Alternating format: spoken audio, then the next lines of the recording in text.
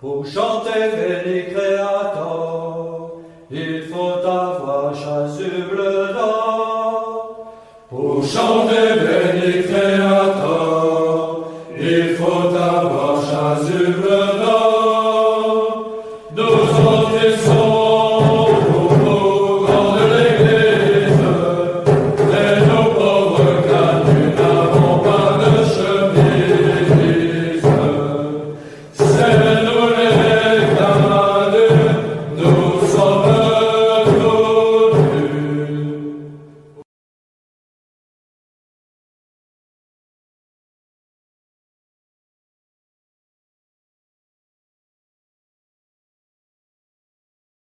Nous allons reparler de ce parti du mouvement et de ce parti de la résistance. Moi, ça m'interpelle parce que je considère que c'est un peu l'origine de la gauche française, de la gauche de gouvernement. Parce que la gauche de gouvernement s'est toujours voulu réformiste. Or, le parti du mouvement, c'est précisément cette bonne définition de la gauche qui se projette dans la transformation de la société, transformation positive, réforme sociale, réforme démocratique, un mouvement vers l'avant, et en face, il y a la résistance, c'est-à-dire ceux qui sont plutôt du côté conservateur. Alors, contre toute attente, la monarchie de Juillet, qui a bien commencé avec l'intronisation de Louis-Philippe, connaît des débuts politiques difficiles à cause de l'émergence du mouvement social que personne n'avait pensé. Alors, le parti du mouvement est mené par Jacques Laffitte, Dupont de l'Eure et Lafayette. C'est les trois grands personnages du début des années 1830 qui voulaient des réformes démocratiques et qui voulaient une diplomatie en faveur des nationalités opprimées. Parce qu'on se souvient que sous le congrès de Vienne, et non pas de Versailles, les dynasties avaient, par exemple les Polonais étaient complètement effacés de la carte d'Europe, il y avait aussi d'autres peuples au niveau d'Italie et au niveau d'Autriche aussi qui n'ont pas de nation. Un sentiment de droit des peuples à disposer d'eux-mêmes qui émerge dans les consciences libérales dans le parti du mouvement. Bon. En face, le parti de la résistance ne voit qu'une chose, c'est le désordre révolutionnaire. On pense qu'il faut avant tout des hommes d'autorité. Alors donc on a Casimir Périer, Guizot et Adolphe Thiers qui vont incarner l'autorité sous la monarchie de Juillet. Voilà. Et qu'on va finir par assimiler à des conservateurs. Alors là, en bleu, c'est des commentaires personnels. J'ai dit, nous avons une préfiguration de ce que vont devenir plus tard la gauche et la droite au 19e et au 20e siècle. Une gauche de gouvernement, demandeuse de réforme, et une droite privilégiant le statu quo qui va rester globalement conservatrice. Alors, à l'heure actuelle, il me semble, là je m'avance un peu, on peut faire le parallèle, je pense, jusqu'au XXe siècle entre gauche réformatrice et droite conservatrice. Et il me semble que ça s'arrête aujourd'hui, depuis le XXIe siècle, et notamment la période 2012-2015, où l'idée de souveraineté nationale va prendre peu à peu le haut du pavé, et où le clivage ne va plus vraiment être entre gauche progressiste et droite conservatrice, mais entre souverainiste et non souverainiste, c'est-à-dire européiste. Avec le traité de Maastricht, donc c'est 92, le traité de Maastricht, où Seguin avait déjà fait de sérieuses réserves, que Mitterrand a obtenu grâce à son talent oratoire, essentiellement, et où quelques dizaines d'années plus tard, on se rend compte, parce que beaucoup de gens sont très déçus de l'évolution de la politique européenne, et considèrent que le fédéralisme européen ne va pas dans le sens de l'intérêt national. Bon, ça c'est une opinion politique. Mais ce qui veut dire que l'idée de souveraineté nationale émerge, et c'est aujourd'hui un nouveau clivage, qui n'est pas vraiment un clivage gauche-droite, parce qu'on a des souverainistes de gauche et de droite, surtout à droite, mais ça commence à venir à gauche, même s'ils n'osent pas trop s'exprimer, et d'autres, des fédéralistes, donc, qui sont une sorte de centre européiste, atlantiste, qu'on voit bien autour de la Macronie. Cette ligne de séparation sur la souveraineté nationale vient compliquer aujourd'hui le clivage gauche-droite. Il n'est pas aussi simple qu'il ne le fut au siècle précédent, me semble-t-il. Bon, j'en dis pas plus, après chacun peut observer. Il y a un élément nouveau. Mais ce qu'on va observer sous la monarchie de Juillet va être le schéma gauche-droite, conservatrice contre réformisme, au moins jusqu'à la fin du XXe siècle. Voilà. Alors, et c'est ainsi qu'on arrive aux fameuses émeutes ouvrières, qui sont en quelque sorte les premières. Il y a eu des émeutes en France, mais pas de type ouvrière, tout simplement parce que les ouvriers n'existaient pas. Il y avait quelques artisans dans leurs échoppes et puis beaucoup de paysans. Et là, on va voir que l'émergence de la classe ouvrière va complètement bouleverser le paysage politique français. Ça va déstabiliser la monarchie de Juillet qui n'attendait pas ce type de difficultés. Alors, des troubles sociaux avant la révolte des Canuts, qui est symbolique, Lyon 1830. Des troubles sociaux avaient éclaté à Paris et en province. Par exemple, en 1830, en août 1830, 4000 serruriers avaient défilé dans Paris pour réclamer une réduction du temps de travail. Alors, je ne sais pas quel était leur statut, parce qu'à l'époque, ce n'étaient pas vraiment des employés d'une usine, c'était des petits serruriers qui travaillaient dans leurs échoppes, mais qui devaient travailler énormément pour arriver à vivre. Il y avait la concurrence qui jouait, ce qui fait que bien que non salariés, ils demandaient quand même une réduction du temps de travail. Donc là, je ne sais pas comment ça s'articulait concrètement dans leur travail quotidien. On va le voir pour les Canuts, c'est plus clair.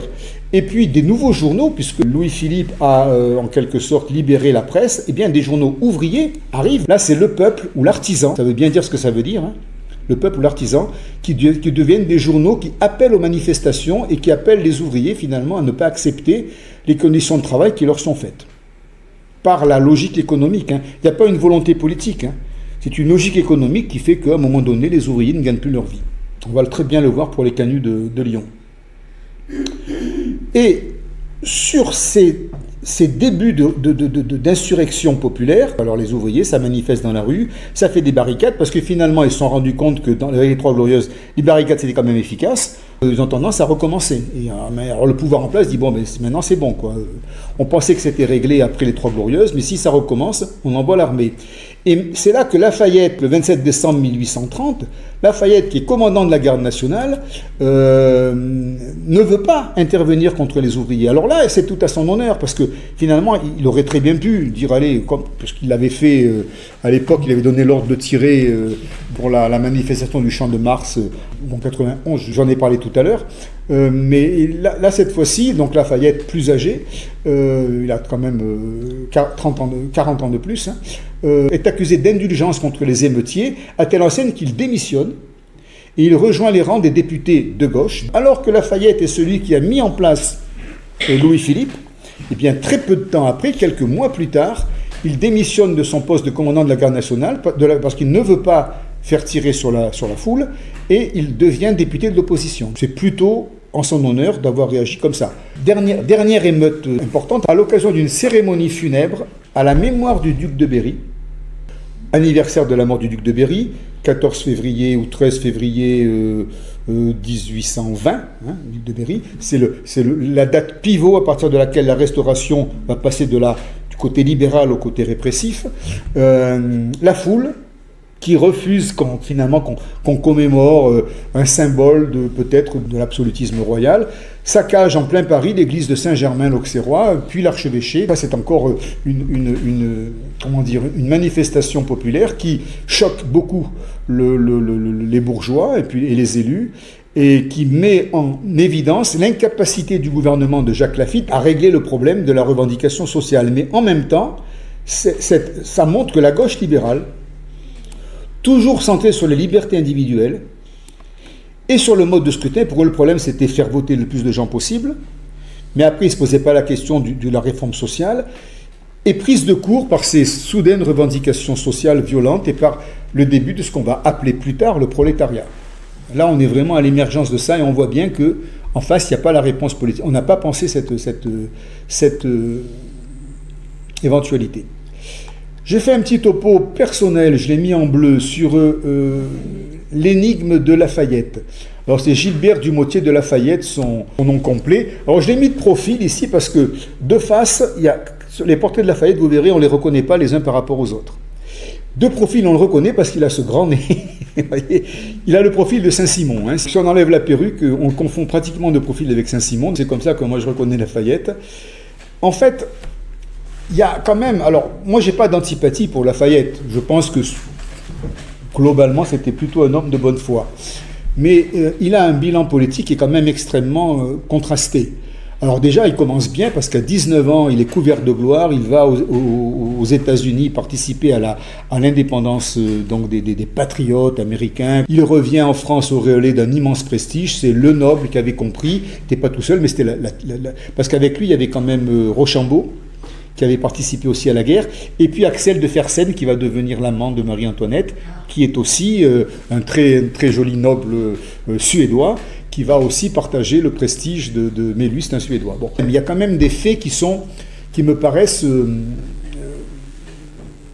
incontournables.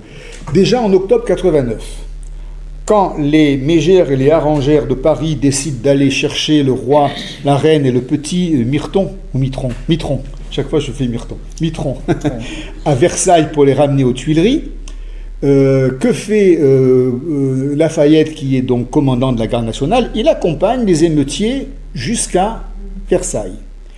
Au début, le 5 octobre, tout se passe bien. Les gens campent dans les pelouses, c'est un côté bon enfant, on boit du vin, on veut que le roi crie vive la nation, etc. Et Lafayette est rassuré, et dans la nuit du 5 au 6 octobre, il dort. Et apparemment, il n'a pas disposé la garde nationale pour protéger le roi et la reine. C'était quand même son travail au départ. Et il est réveillé par les émeutiers qui, dans la nuit du 5 au 6, alors peut-être sous les effets d'alcool, je ne sais pas, attaquent Versailles, font prisonnier le roi et la reine.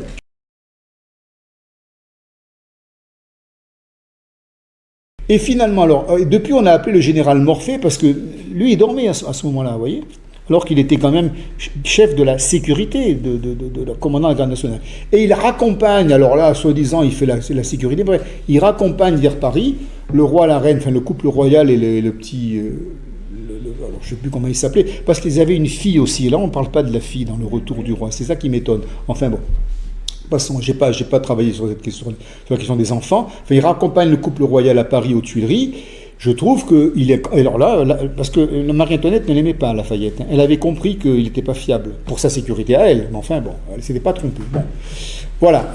Donc, premier incident qui est gênant dans la biographie de Lafayette, c'est qu'il a été complètement au-dessous de sa mission. Déjà, il aurait pu, tout en ramenant le roi à Paris, il aurait pu assurer la sécurité et éviter le pillage du palais. C'était quand même son travail. Bon. Ensuite, quand le roi fuit à Varennes, donc là on est en 1791, je crois, de 21 juin 91, il soutient avec Barnas la thèse de l'enlèvement. Il ne peut pas dire non, le roi a voulu fuir, il veut calmer le jeu, il soutient la thèse de l'enlèvement. Bon, admettons. Quelques semaines plus tard, le 17 juillet 91, il est responsable de la fusillade du Champ de Mars. Parce que c'est lui encore qui commande la garde nationale. On fait tirer sur la foule qui apporte la pétition de la déchéance du roi symboliquement sur le Champ de Mars. Et à telle enseigne qu'on l'a surnommé à l'époque l'infâme Mottier, donc c'est plus Lafayette là, c'est l'infâme Mottier, c'était son nom patronymique. Il est responsable de la fusillade du Champ de Mars. Et je vous rappelle que le maire de Paris, qui s'appelait Bailly, j'ai oublié les prénoms, Sylvain Bailly je crois, a été guillotiné en 92 ou 93 parce qu'il était maire de Paris et que Robespierre a considéré qu'il était responsable en tant que maire de la fusillade du Champ de Mars, alors que Lafayette était déjà, lui, parti à l'étranger en 92. Donc, vous voyez, il a une responsabilité quand même. Bailly est mort. Et Bailly a été tué, a été guillotiné parce qu'il a soutenu Marie-Antoinette au procès, le seul qui a témoigné en faveur de Marie-Antoinette au procès de la reine en octobre 93, et il a payé de sa vie. Donc Bailly est mort en héros parce que il a dit ce qu'il pensait et ça lui a été fatal. Bon, je ferme la parenthèse, là on ne parle pas de Bailly, on parle de Lafayette, mais enfin la responsabilité est largement partagée avec Lafayette sur la fusillade du Champ de Mars. Finalement, en 92, il se retrouve... il fuit, mais les Autrichiens le font prisonnier parce qu'il est quand même considéré comme un général révolutionnaire. Sous le consulat, on n'en parle pas du tout parce qu'en fait, Bonaparte le méprise. Bonaparte sent qu'il est un peu mou du genou, quelque part, Lafayette, par rapport à Bonaparte. Attendez, Bonaparte était un énergique plus, presque dans la pathologie. Ce qui fait qu'on ne parle pas de Lafayette, pratiquement, sous le directoire et sous le consulat. Sous l'Empire, il vit retiré parce qu'il est à l'ombre de Bonaparte, il ne peut pas exister. Et sous la Restauration, il fréquente la Charbonnerie, qui était donc, j'en ai parlé, cette sorte de société secrète qui avait tenté quelques attentats, mais bon, ça n'a pas été très loin. Lafayette fait partie avec Dupont de l'Eure, je crois, des têtes d'affiche de la Charbonnerie française en 1820, 1821, 1822. Puis ça se termine par l'exécution des 4 sergents de La Rochelle. Bon, je ne reviens pas là-dessus. Bon, bref, là-dessus, il n'y a pas grand-chose à dire. Pour son grand retour en politique, le 29 juillet 1830, c'est lui qui propulse Louis-Philippe sur le trône de France. Et là, il reprend le commandement de la garde nationale, et puis il se montre pas capable de diriger les hommes dans les émeutes. Voilà, et c'est pas... Quelque part, je dirais, Lafayette, c'est pas un homme de guerre. Le problème, c'était un militaire. S'il n'avait pas été militaire, peut-être aurait-il eu un autre destin, mais manifestement, c'est pas un homme de guerre. C'est-à-dire, je pense qu'il est possible que ça ait tiré au Champ de Mars sans ordre. Hein.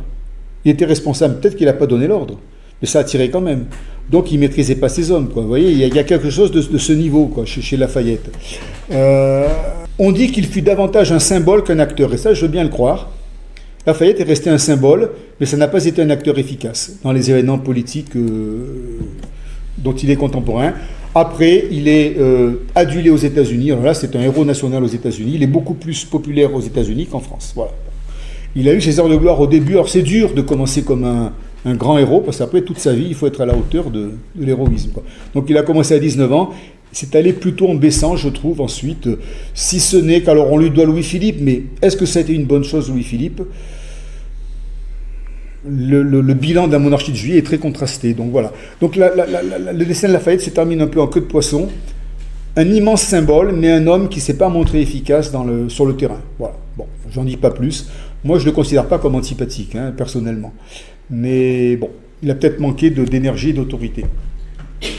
Alors, un mot sur les conditions de travail des ouvriers, parce que maintenant, on va rentrer dans le vif du sujet, sur la problématique sociale. Hein. J'ai mis quelques notions en francs, parce qu'il faut quand même qu'on comprenne pourquoi les gens criaient misère. Quoi. À Paris, un ouvrier gagnait par jour 1 franc à 2 francs pour les hommes et 75 centimes pour les femmes, pour un travail d'ouvrier, qui durait à l'époque 10 à 12 à 15 heures par jour. Hein. Donc ouais, c'était pas cher payé. En province, c'était moins. 1 franc à 1 franc 25. Mais la vie était moins chère.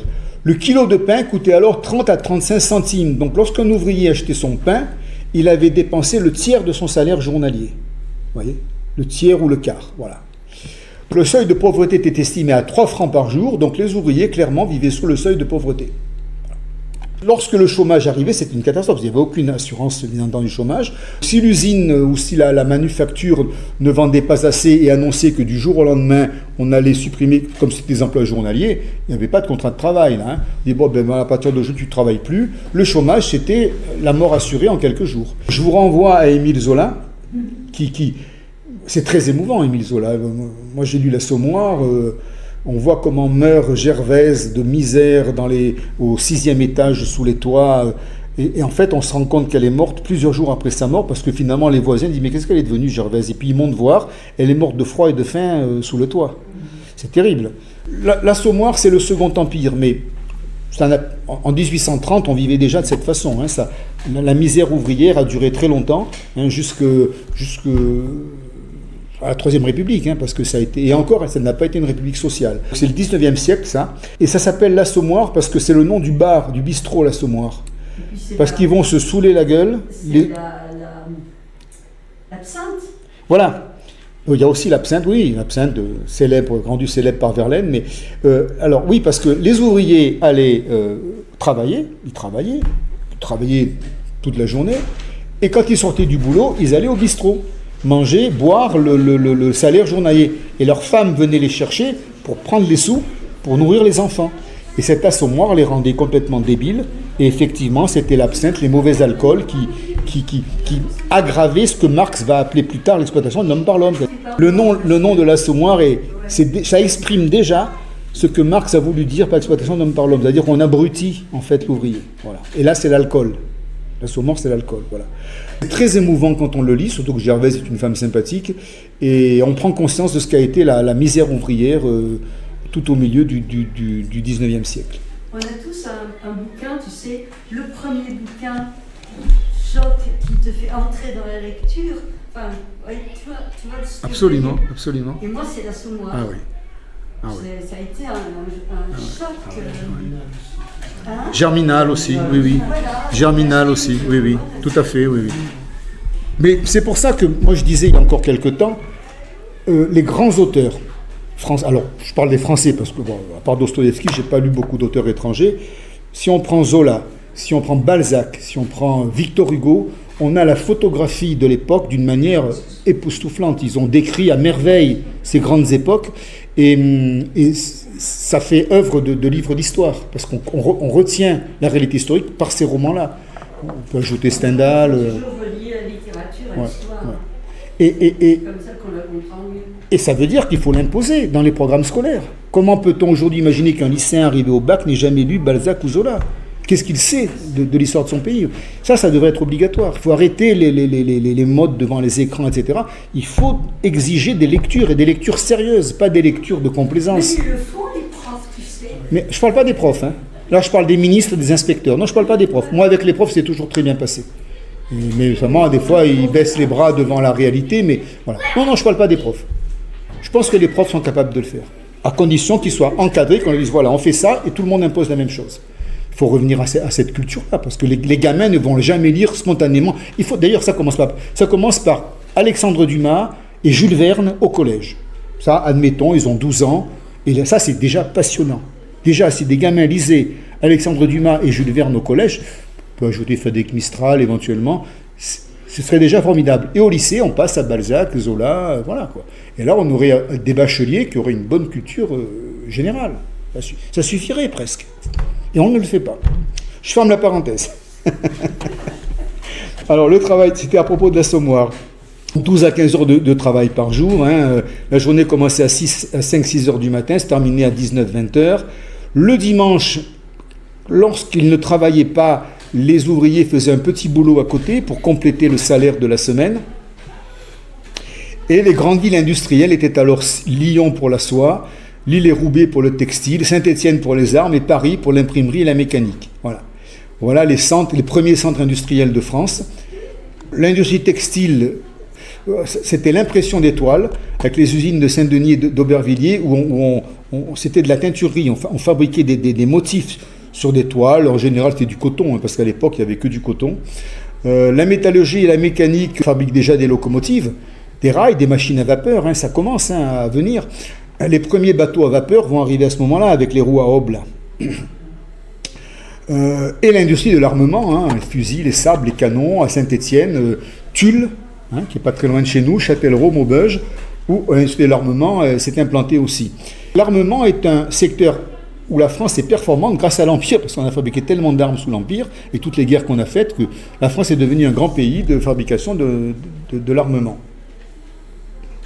Mais c'est encore une proto-industrie, c'est-à-dire on n'a pas encore les grandes usines qui vont arriver bientôt, et ce sont des petits ateliers où les ouvriers, qui sont des artisans à l'origine, se rassemblent et travaillent ensemble, mais ce n'est pas encore une usine au sens moderne du terme.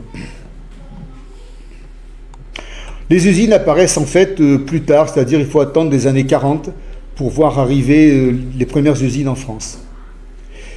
Mais en 1830, le prolétariat en France représente déjà 1,5 million à 2 millions d'ouvriers. Ça fait du monde. S'ils vont dans la rue, ça commence à faire du monde, vous voyez. Et c'est la masse ouvrière, là, donc l'impact démographique des ouvriers qui va fabriquer cette insurrection prolétarienne. Il y avait quand même 300 000 ouvriers à Paris. Alors, les revendications il y en avait deux, augmentation des salaires, réduction du temps de travail. C'est tout à fait logique, on veut travailler moins et gagner plus. Vu les conditions, c'était le minimum.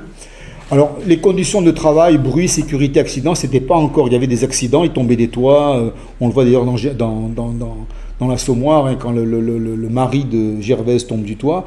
Là, il n'y a pas d'assurance. Il tombait du toit, il tombait du toit. Donc, il n'y a pas de revendication sur la législation sociale. En revanche, ils veulent plus de sous et travailler moins. Voilà. Jacques Lafitte, le premier chef de gouvernement, comme Lafayette, hésite à utiliser la force pour réprimer les manifestations et laisse une impression de laisser aller finalement qui inquiète la bourgeoisie, parce qu'on voit les ouvriers dans la rue qui sont pas contents, on sait pas trop pourquoi, parce qu'on va pas voir comment ils travaillent. Cette première, on va dire gauche de la monarchie, gauche libérale, n'a pas pu faire face aux problèmes ouvriers. Alors là, je vous ai mis 2 photos d'époque où on voit les ateliers, donc on voit bien que ce sont des artisans regroupés sur des machines. Alors il n'y a aucune organisation de l'espace, puis alors, la sécurité, bon, il y a d'ailleurs certainement beaucoup de bruit. On voit les premières machines-outils, et puis ils travaillent comme ça en collectivité. Ce sont de grands ateliers d'artisans pour l'instant. Alors là, ce sont les ateliers des chaudronneries à Villedieu. Oui, voilà, Villedieu-les-Poils. Et là, ils fabriquaient des cloches d'église, vous voyez. Voilà. On voit à peu près à quoi ressemblaient les premiers ateliers à cette époque-là. En revanche, l'industrie textile, elle, était plus avancée. Là, on voit quand même le travail à la chaîne. Et on voit le personnel féminin. Dans l'industrie textile, il y avait beaucoup de femmes qui travaillaient, des ouvrières. Voilà. C'est ce qu'on appelle la proto-industrie sous la monarchie de Juillet. Alors, Casimir Perier, personnage plus autoritaire que Laffitte et Lafayette, qui est un peu le chouchou de Louis-Philippe, Casimir Perier, un homme brillant, énergique, très énergique, devient le nouveau président du Conseil. Évidemment, il a autour de lui Thiers, Guizot et Soult. Vous allez voir le rôle joué par Soult, qui sont les hommes énergiques et répressifs de cette période. Les autres, on en a beaucoup moins parlé, même s'ils ont joué. Sébastiani, c'est un Corse qui était un ancien bonapartiste, voilà. Donc ces 4-là sont très importants. Et Soult, qu'est-ce qu'il a fait, Soult, d'important sous Napoléon? Il a fait la guerre d'Espagne. Soult, qui a beaucoup d'endurance politique, va revenir aux affaires très vite, parce que là, les ministres de la guerre, en 1830, donc 15 ans plus tard, ils sont tous ministres de la guerre, et il va devenir pair de France l'année suivante. Donc Soult a encore un avenir politique important. Alors c'est un homme très énergique. Alors lui, c'est un napoléonien. C'est l'école bonapartiste. Voilà. C'est comme ça que Soult aura un avenir politique. Soult a été formé en quelque sorte par Napoléon. Casimir Perier déclare la charte, rien que la charte, c'est-à-dire, il faut comprendre, on exclut toute dérive républicaine, c'est-à-dire toute revendication sociale. La charte de Louis XVIII ne prévoyait pas de mesures sociales.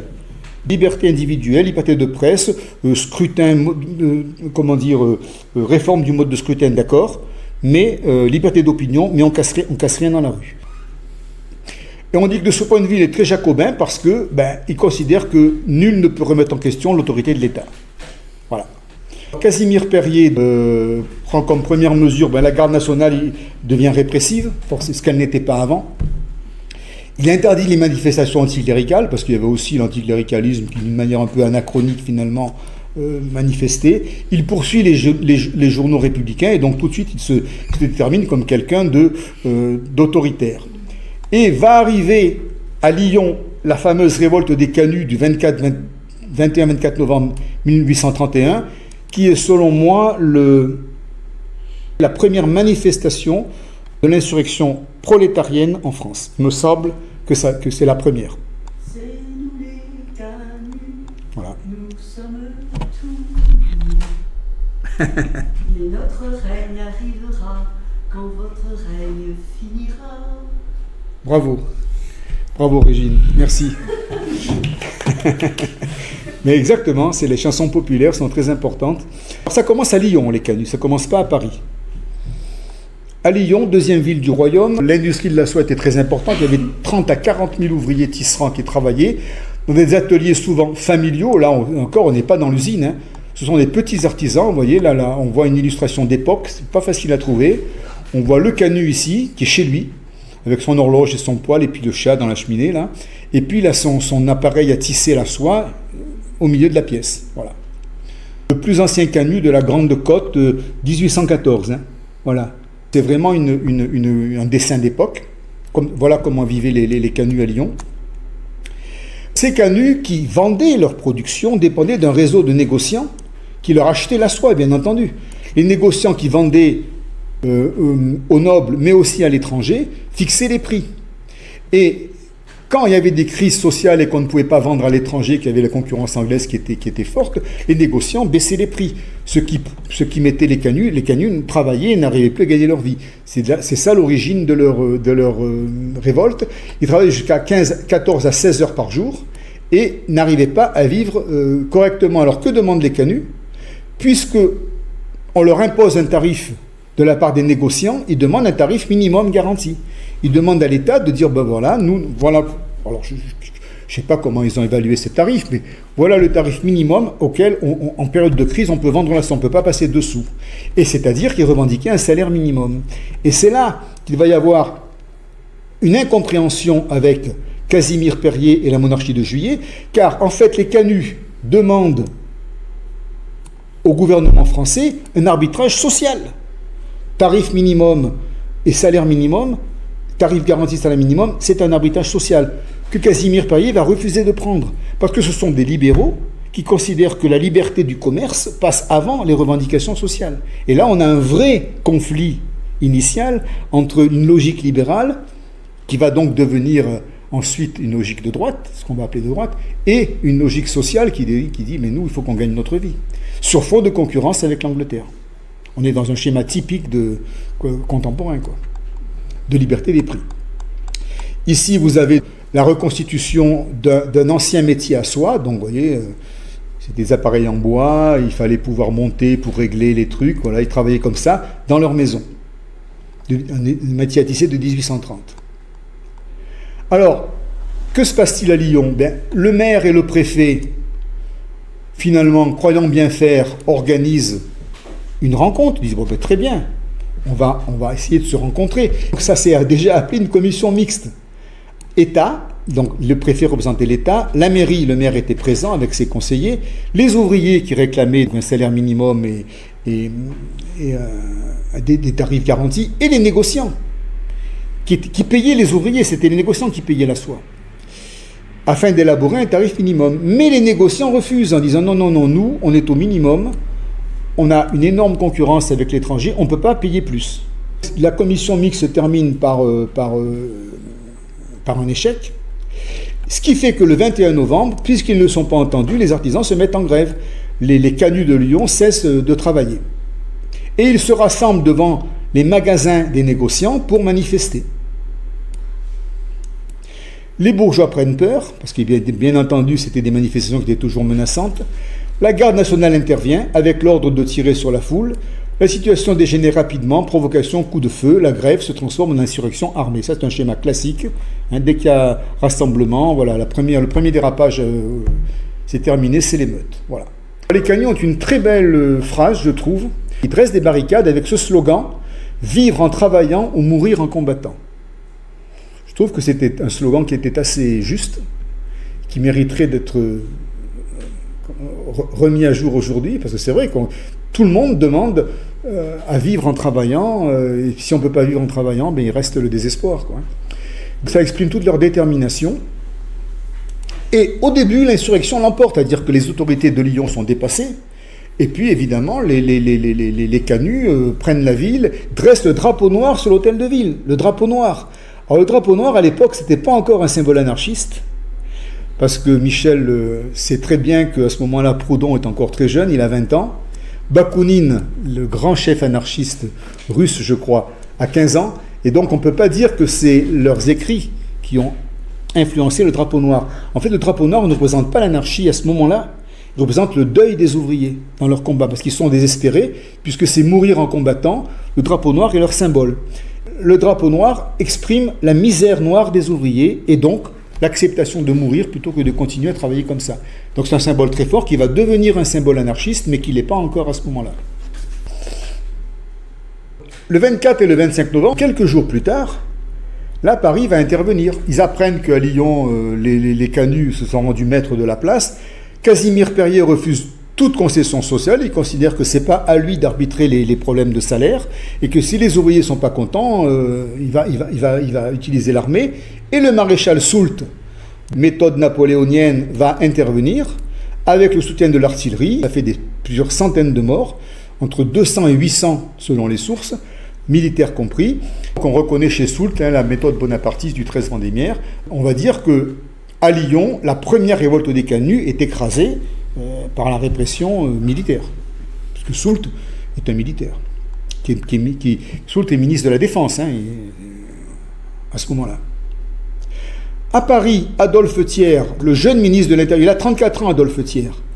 Mais lui, c'est pareil. Alors, c'est un libéral qui va même devenir un républicain, mais il est partisan de l'ordre. Il soutient Casimir Perier, l'Intérieur et la Défense sont d'accord, et il coordonne la répression au nom de l'ordre bourgeois et du respect de la propriété, parce qu'on n'accepte pas qu'ils occupent les bâtiments, etc. Donc on est dans une problématique tout à fait contemporaine. À Paris, on peut dire que les élites n'ont pas conscience du problème ouvrier, ils passent encore pour des agitateurs, pour des troubles sociaux, parce qu'on a le souvenir de la Révolution quand même qui est encore assez frais. Et le parti du mouvement, même s'il se dit réformiste, redoute l'insurrection sociale. Même la gauche parisienne libérale a peur de l'insurrection sociale. Vous voyez ? Et là, on voit apparaître les prémices d'une division de la gauche entre les réformistes qui sont pour l'ordre. On réforme par la loi, par le Parlement, voilà, on le fait dans le calme, et les révolutionnaires qui, eux, vont descendre dans la rue pour tout casser. Le schisme est arrivé à ce moment-là. Alors, Casimir Perier est devenu l'homme fort du nouveau régime, mais c'est là qu'arrive l'épidémie de choléra, parce que comme ils arrivent à stopper l'insurrection, à Paris, bravo, ils sont arrivés à régler le problème. L'épidémie de choléra arrive en mars 1932, 100 000 morts en France, 18 000 morts à Paris. Ça venait d'Asie, cette épidémie de choléra. Casimir Perier, qui ne prend pas les précautions, qui va visiter un hôpital, meurt le 16 mai 1832, ce qui est une très mauvaise nouvelle pour Louis-Philippe, car c'était son homme fort, et ça va être très compliqué pour lui de maintenir sa politique sans Casimir Perier. Là-dessus, les troubles vont passer de Lyon à Paris. Que se passe-t-il très peu de temps après, en juin 1832, toujours à cause du choléra, un général qui était peu connu jusqu'à maintenant, Jean-Maximilien Lamarque, napoléonien, qui est une figure des guerres révolutionnaires. Il a fait les campagnes d'Italie, de Vendée, d'Espagne, donc c'est un vétéran des armées napoléoniennes, qui se rallie à la monarchie de Juillet. Il est élu député, donc il a une audience, il fait des discours à l'Assemblée, avait prononcé un discours où c'est le premier Lamarque qui dénonce la politique répressive de Casimir Perier. Alors je dirais presque que c'est paradoxal, parce qu'en tant que militaire, qu'officier napoléonien, il aurait pu être du côté de Soult, qui était un répressif. Eh bien Lamarque fait le contraire, et il a le courage de dire c'est pas normal d'avoir réprimé comme ça cette manifestation, et il prend fait et cause pour les Canuts de Lyon, en tout cas pour le mouvement ouvrier, ce qui en fait de lui un symbole tout de suite républicain et social. Mais Lamarque est emporté à son tour par le choléra le 1er juin 1832, vous voyez, un mois après, même pas, 15 jours après Casimir Perier. Ces funérailles à Lamarque se font le 5 juin et attirent une foule immense. Alors là, c'est pareil. Alors là, il n'y avait pas l'ARS, pour dire pas de rassemblement, confinement à la maison. Alors qu'on est en plein choléra à Paris, que fait le peuple? Ils se réunissent dans une manifestation géante et à l'occasion des funérailles, c'est-à-dire tout le monde se regroupe, alors qu'il fallait surtout pas faire ça. Bon, enfin, ça c'était les règles sanitaires à l'époque, c'était pas ce que c'est aujourd'hui, bien qu'aujourd'hui il y a des abus, mais enfin bon, je vais pas rentrer sur ce terrain-là. L'épidémie de choléra a mis en évidence l'extrême insalubrité des quartiers parisiens, évidemment. Lamarque en meurt. Les funérailles de Lamarque se transforment en manifestation politique. Alors ça part d'un truc tout à fait banal. Le parcours, le cortège devait partir des Invalides, descendre la Seine par la rive droite jusqu'à la place de la Concorde, jusqu'au pont d'Austerlitz. Donc là, vous voyez, pour ceux qui connaissent un peu Paris, on descend légèrement la Seine d'ouest en est. On traverse la Seine au pont d'Austerlitz et on revient ensuite vers le cimetière du Montparnasse, au sud, plutôt vers le sud-ouest. Donc ça faisait un grand U, le trajet, pour enterrer Lamarque au cimetière du Montparnasse. Et au niveau, alors, Tout le Paris de l'époque a été détruit avec les boulevards haussmanniens. Au niveau du boulevard Sébastopol, donc avant de descendre par le pont d'Austerlitz, plusieurs manifestants, enfin personnes qui suivent le cortège, veulent absolument aller à la Bastille, symbole républicain, et donc ne veulent pas que le cortège descende par le pont d'Austerlitz, mais continue tout droit pour aller à la Bastille, et après descendre au cimetière du Montparnasse. Mais c'est 100 000 personnes suivent le cortège, donc il y a énormément de monde. Ils brandissent des drapeaux rouges, noirs et rouges, donc maintenant on va voir la signification du drapeau rouge, et l'insurrection à ce moment-là, parce que là il y a une énorme insurrection, va partir sur un désaccord sur le trajet des funérailles quand même. Hein. C'est quand même... voilà. Alors je dis un mot sur le drapeau rouge. Le drapeau rouge a une histoire qui est au début tout à fait, conforme au pouvoir institutionnel. C'est-à-dire que lorsqu'une manifestation dégénérait, les représentants de l'autorité devaient signaler le danger en agitant le drapeau rouge. Le drapeau rouge voulait dire que, attention, il fallait disperser la manifestation parce que sinon, ça allait dégénérer en fusillade.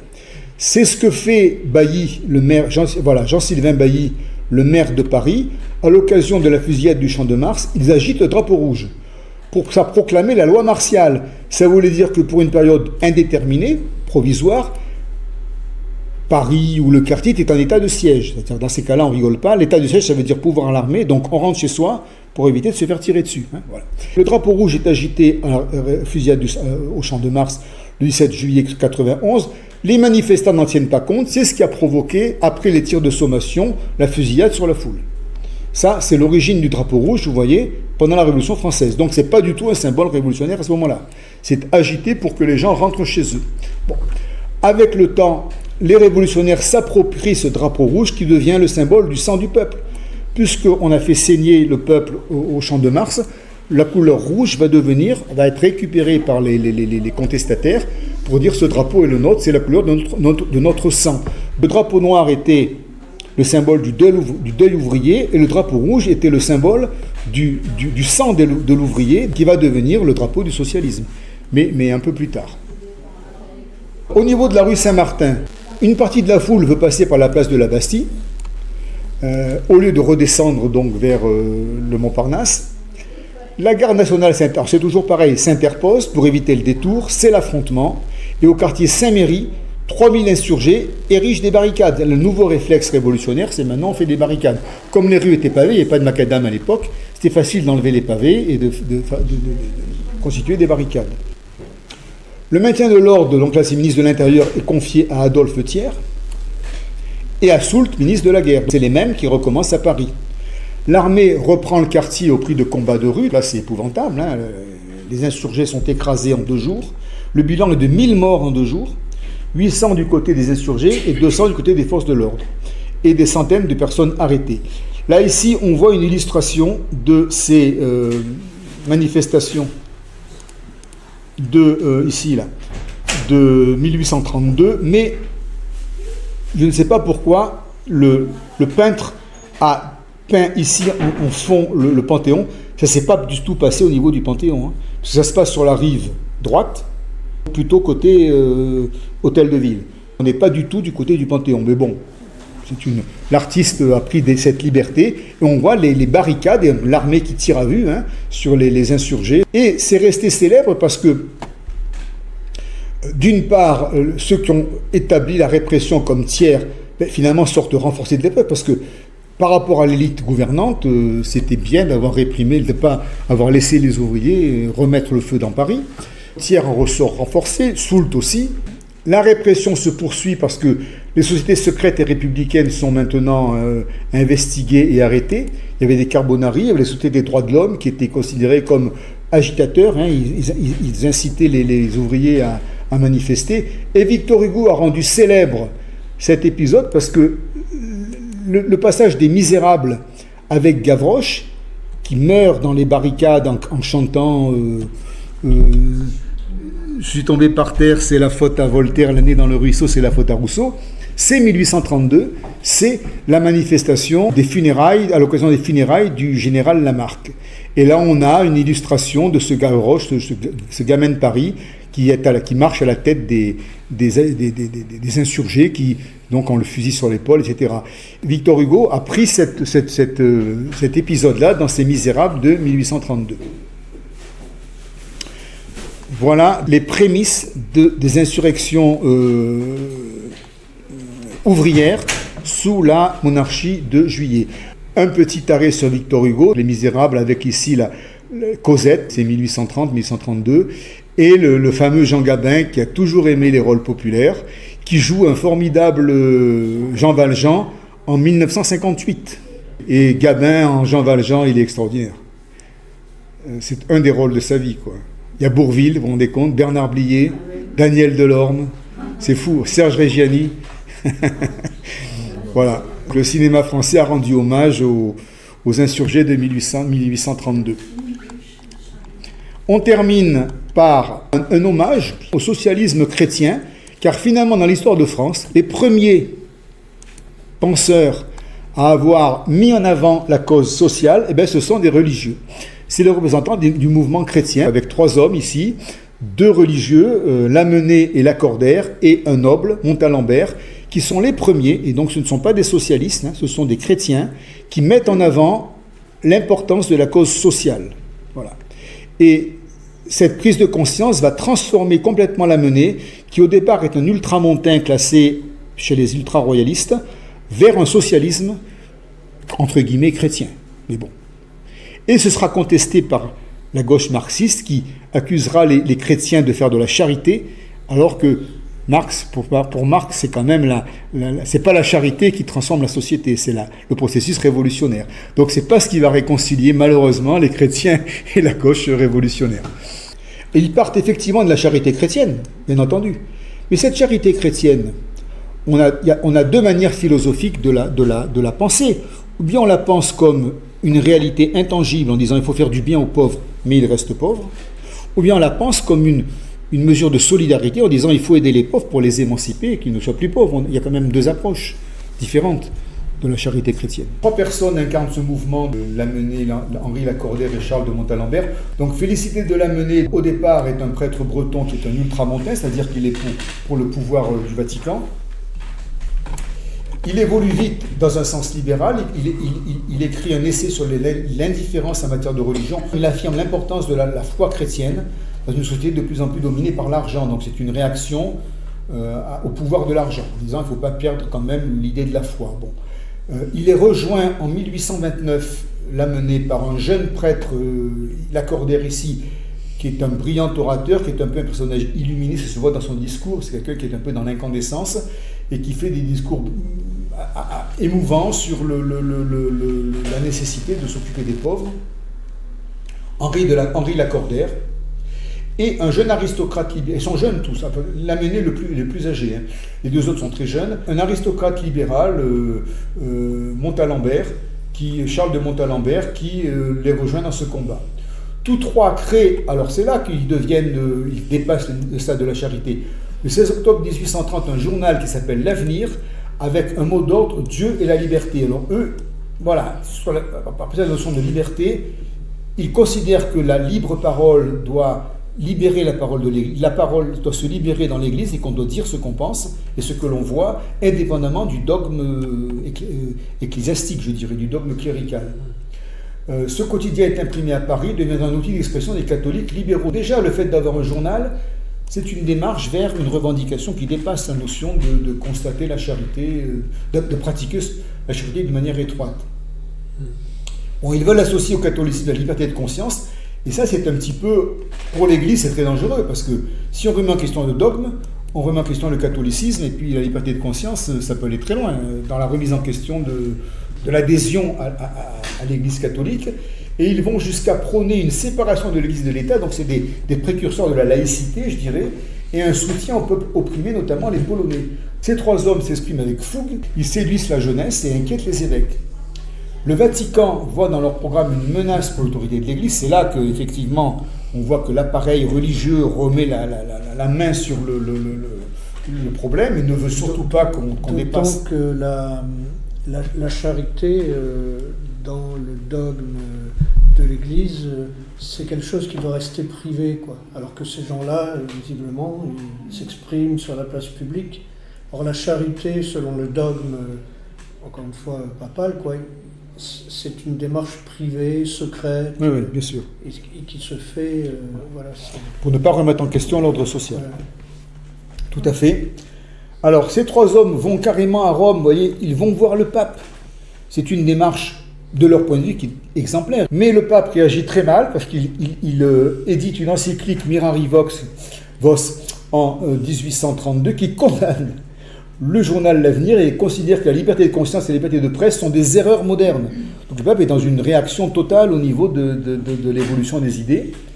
Lacordaire et Montalembert, donc les deux derniers ici, les deux plus jeunes ici, vont rester fidèles à l'Église, mais l'amener va rompre avec l'Église et évoluer vers un radicalisme démocratique. Là, on a l'exemple de ceux qui restent dans l'idée de charité chrétienne et celui qui refuse et qui va mener son combat ailleurs. C'est Lamennais qui est assez exemplaire dans son parcours. Il publie en 1834 Paroles d'un croyant, où il développe des tendances socialistes du message évangélique. Lui, il dit l'évangile, c'est le début du socialisme, quoi. C'est quand même intéressant. Alors, j'ai pas lu Paroles d'un croyant. Il est immédiatement condamné par le Saint-Siège. Il s'insurge contre l'arrogance de la bourgeoisie et la misère des classes populaires. Il est attaqué des deux bords, finalement, par la papauté qui lui dit de rester tranquille, et par la gauche anticléricale qui ne comprend pas pourquoi un curé s'occupe de problèmes sociaux. Vous voyez, il y a donc un double malentendu. C'est un début. À la suite de Lamennais, Frédéric Ozanam créera la Société de Saint-Vincent-de-Paul qui essaye d'aller un peu plus loin dans l'organisation sociale. Et Marc Sangnier fondera, on en reparlera, le Sillon en 1894, donc là c'est beaucoup plus tard, où là il développe ce qu'on appelle un christianisme à vocation sociale ou un socialisme à vocation chrétienne, je ne sais pas. Mais c'est le début d'un mouvement social au niveau de l'Église, qui est intéressant et qui va être très vite doublé par le socialisme révolutionnaire qu'on va essayer dans la deuxième moitié du XIXe siècle. Voilà, on arrête là pour aujourd'hui. Et là, on voit vraiment quelle a été l'émergence du mouvement ouvrier et comment la gauche libérale de la monarchie de Juillet n'a pas su répondre à la question sociale. Merci. Je vous donne rendez-vous le 3 novembre. Vous pouvez applaudir. Merci beaucoup.